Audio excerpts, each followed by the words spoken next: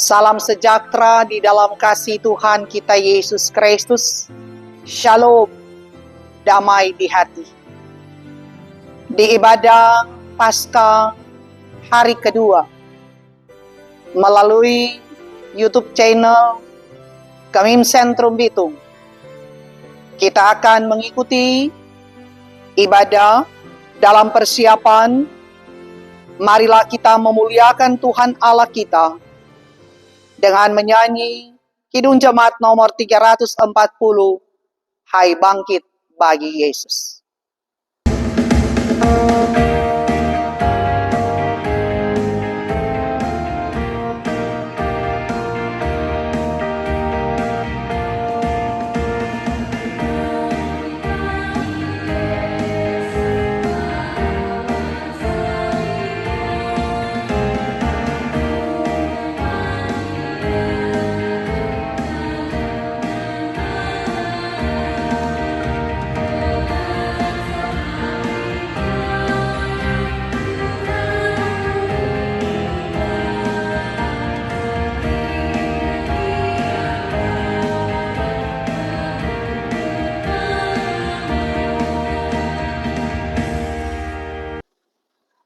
Tahbisan pertolongan kepada kita adalah dalam nama Tuhan yang menjadikan langit dan bumi, yang tetap setia untuk selama-lamanya dan tidak meninggalkan perbuatan tangannya. Amin. Nats pembimbing Yohanes 20 ayat 29. Kata Yesus kepadanya, karena engkau telah melihat aku, maka engkau percaya. Berbahagialah mereka yang tidak melihat, namun percaya. Menyanyi NKB nomor 3, Terpujilah Allah.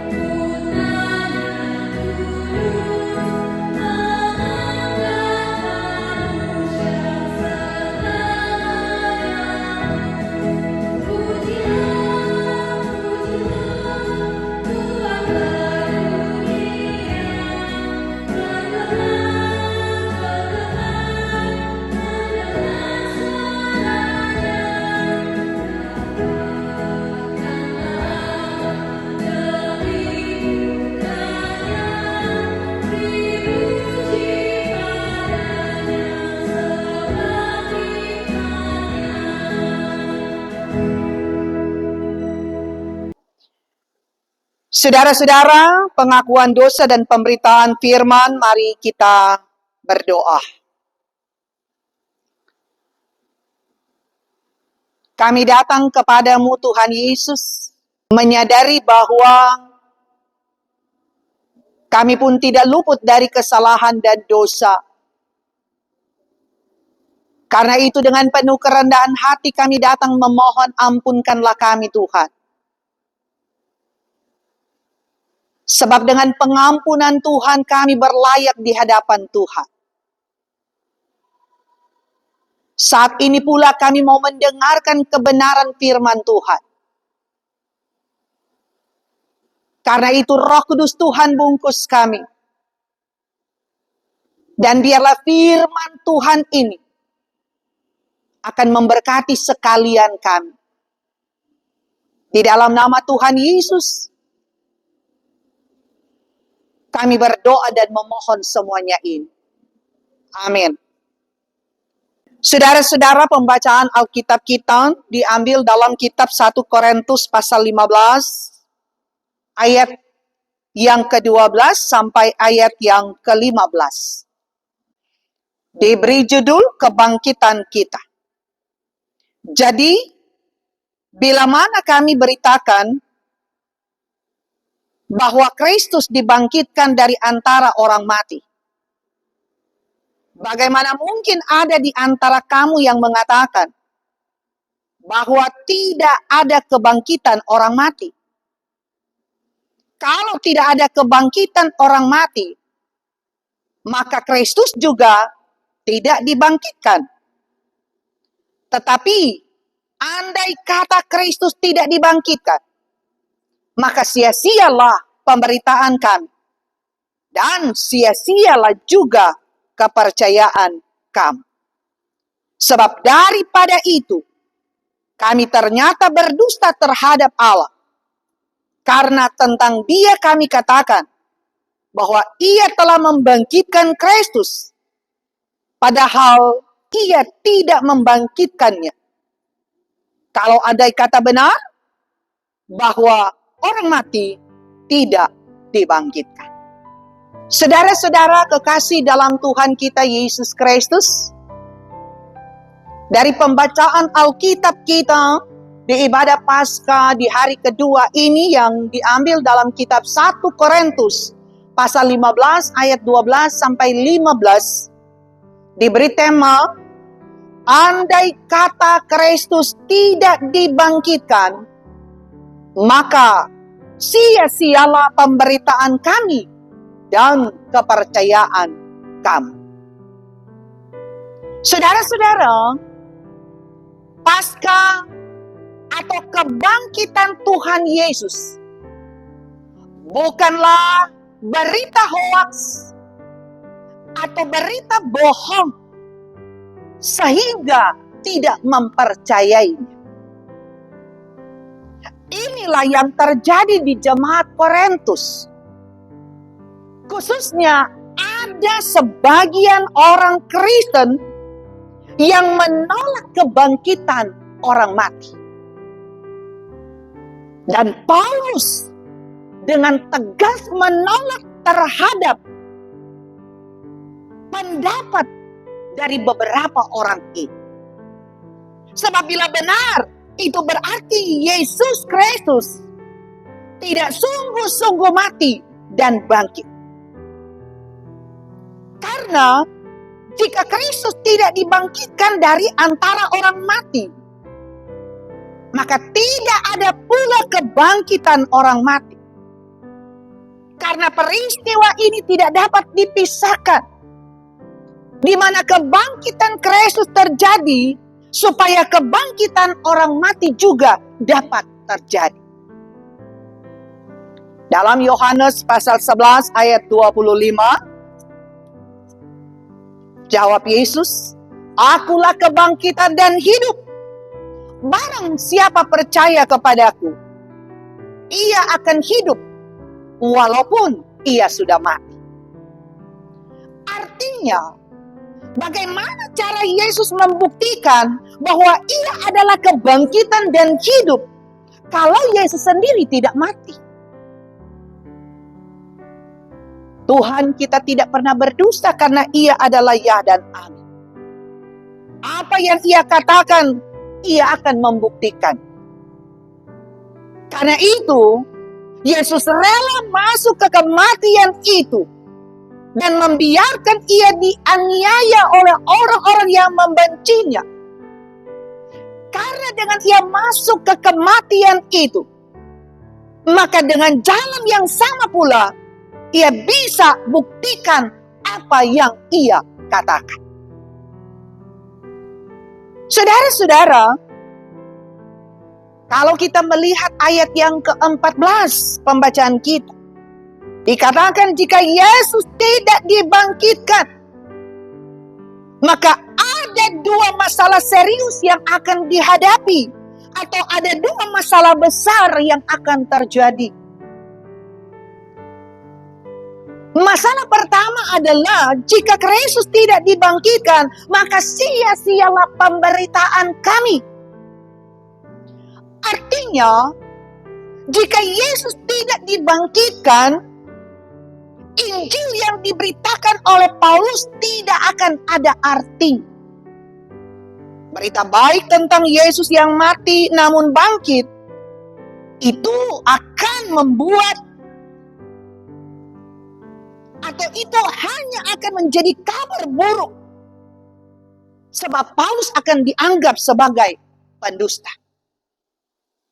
Akan menjadi percuma pemberitaan Paulus jika yang ia beritakan Yesus yang mati tanpa kebangkitan. Padahal inti dari pemberitaan Injil Paulus adalah kebangkitan. Atau salah satu kebenaran utama dalam Injil adalah kebangkitan Yesus. Sebab kalau orang mati tidak dibangkitkan, maka tidak ada Injil. Dan tidak ada alasan untuk beriman. Karena maut tidak dapat dikalahkan. Makanya ayat yang ke-18 mengatakan, jika Yesus tidak dibangkitkan, orang percaya yang sudah mati akan selama-lamanya mati. Karena tidak ada penebusan atas dosa. Sekalipun mati di dalam Kristus, tetap binasa kalau tidak ada kebangkitan itu. Mengapa? Karena maut tidak dikalahkan kalau cuma sampai di kematian Yesus tanpa adanya kebangkitan. Saudara-saudara, masalah yang kedua, jika Kristus tidak bangkit, maka dikatakan oleh firman Tuhan ayat yang ke-14, sia-sialah juga kepercayaan kamu. Artinya, semua orang percaya akan menjadi orang yang malang di dunia ini jika Yesus tidak dibangkitkan. Menjadi sia-sia iman kepercayaan kita kalau dosa masih ada di dalam tubuh kita, atau tidak ada kemenangan atas dosa karena Yesus tidak dibangkitkan. Karena hanya dengan kebangkitan Yesus, tanda Yesus telah mengalahkan maut. Dengan ia mengalahkan maut lewat kebangkitannya, maka kita manusia akan memiliki pengharapan hidup. Karena apa? Karena kita diselamatkan.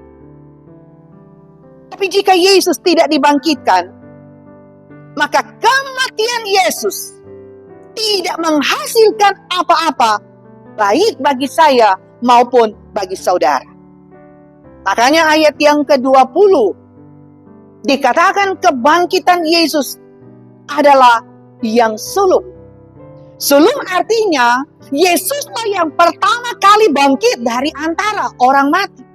Dan tidak akan mengalami kematian kembali karena musuh-musuh sudah dikalahkan dengan kuasa kebangkitan. Saudara, kata tidak mengalami kematian kembali, hal ini mengingatkan kita bahwa tidak ada kematian kedua kali dari Yesus. Kita tidak akan mendapatkan kasih karunia kembali lewat penebusannya. Karena yang ada adalah penghakiman bagi saya dan saudara. Karena itu jangan sia-siakan keselamatan yang kita peroleh. Ibarat keselamatan adalah kunci untuk kita masuk ke sorga. Di mana kunci itu akan bisa terpakai, akan bisa berfungsi. Semua itu tergantung dari cara hidup kita selama ada di dunia ini. Sebab bagian Tuhan sudah dikerjakannya, yaitu menyelamatkan kita. Sedangkan bagian kita adalah menjaga keselamatan itu dengan hidup di dalam kehendak Tuhan, hidup mengasihi Tuhan, dan taat kepadanya. Saudara, jangan pernah memikirkan tentang kehidupan sorga jika hari ini kita masih sibuk memuaskan hawa nafsu duniawi. Karena sorga bukan tentang kehidupan nanti bersama Tuhan, tapi juga tentang hidup hari ini, esok, dan seterusnya. Atau apa yang kita buat di setiap hari di dalam kehidupan kita. Dan itu yang akan menentukan sorga itu menjadi bagian hidup kita. Saudara-saudara, Paskah kedua ini adalah juga perayaan Pemuda Gemim. Kita melihat banyak sekali kenakalan-kenakalan anak muda sekarang ini yang bisa disebabkan semakin banyak anak muda yang tidak suka datang ke gereja untuk ibadah, tidak punya jam doa di rumah, dan tidak suka baca Alkitab. Sehingga tidak hidup di dalam firman yang nampak dalam karakter, perilaku, kelakuan mereka yang buruk.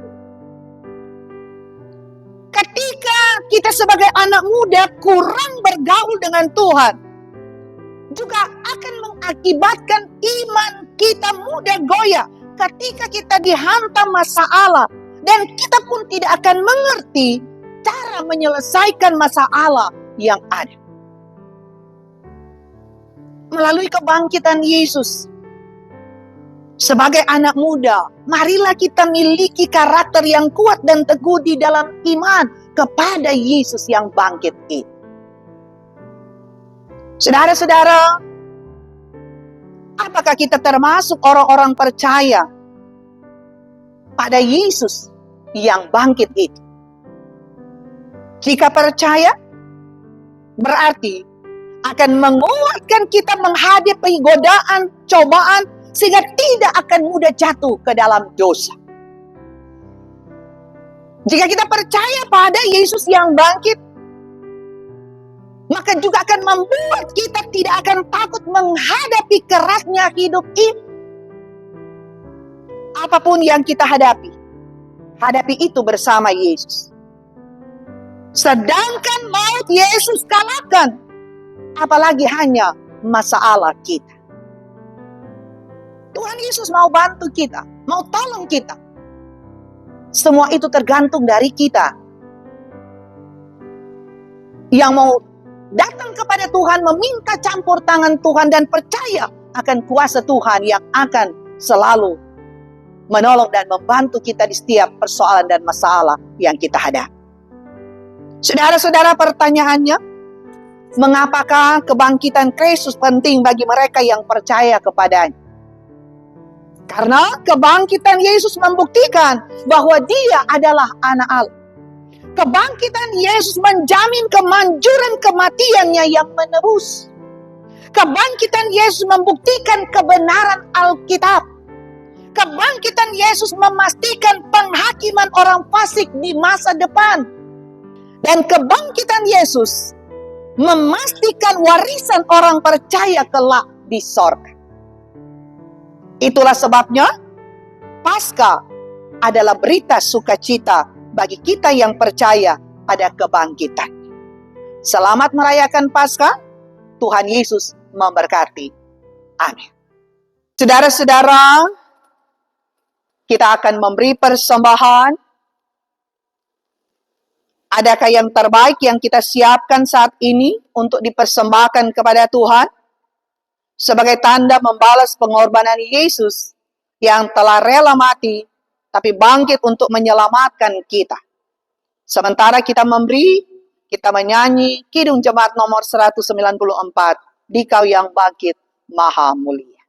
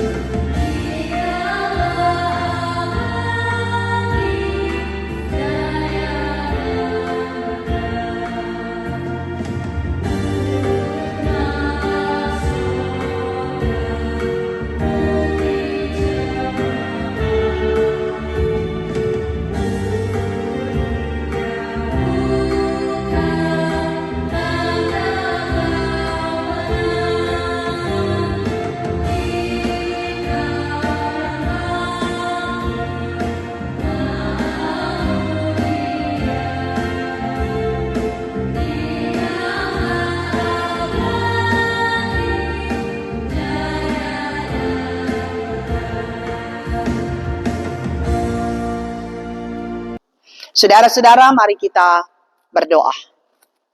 Terima kasih Tuhan Yesus.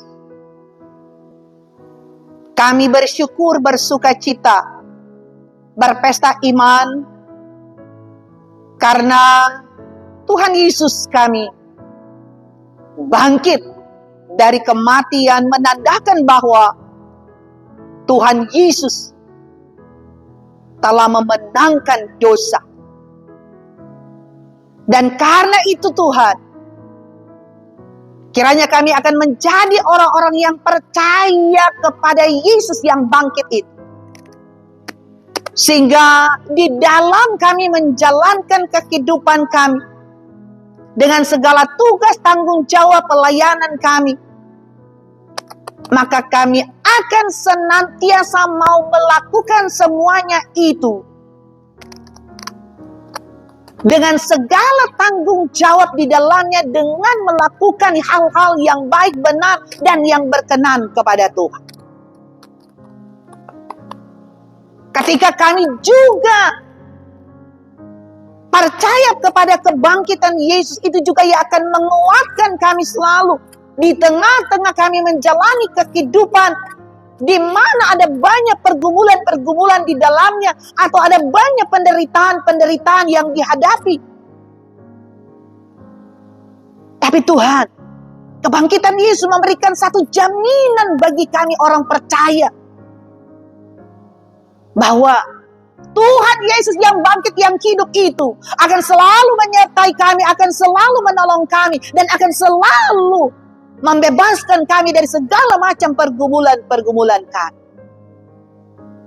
Tuhan, kami bawa doa kepadamu, Engkau berkati gereja kami dari sinode wilayah dan jemaat, secara khusus jemaat sentrum itu. Diberkatilah kami semua. Diberkatilah program-program pelayanan yang dilaksanakan, dan semua boleh berjalan dengan segala baik. Yang sakit Tuhan jamah dan sembuhkan dalam nama Yesus. Yang punya pergumulan Tuhan menangkan setiap pergumulan yang dihadapi. Semua yang bertugas diberkati oleh Tuhan. Persembahan yang kami berikan diberkati oleh Tuhan. Inilah kami yang berdoa, bersyukur, dan bermohon di dalam nama Tuhan Yesus Kristus, Tuhan yang bangkit. Terpujilah Engkau Tuhan. Amin. Saudara-saudara, kita akan menutup ibadah ini dengan nyanyian penutup, Sebab Dia Hidup.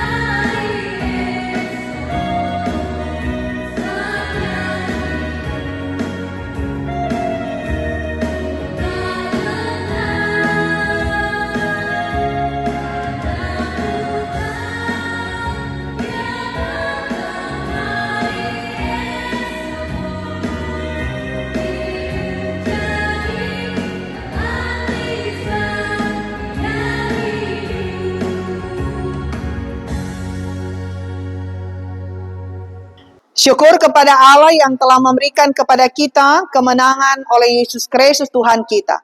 Karena itu saudara-saudaraku yang kekasih, berdirilah teguh, jangan goyah, dan giatlah selalu dalam pekerjaan Tuhan. Sebab kamu tahu bahwa dalam persekutuan dengan Tuhan, jeripayamu tidak sia-sia. Terimalah berkat Tuhan. Kasih karunia, damai sejahtera dari Allah Bapa kita dalam Yesus Kristus oleh pekerjaan Roh Kudus akan menyertai, memberkati kita kini dan untuk selama-lamanya.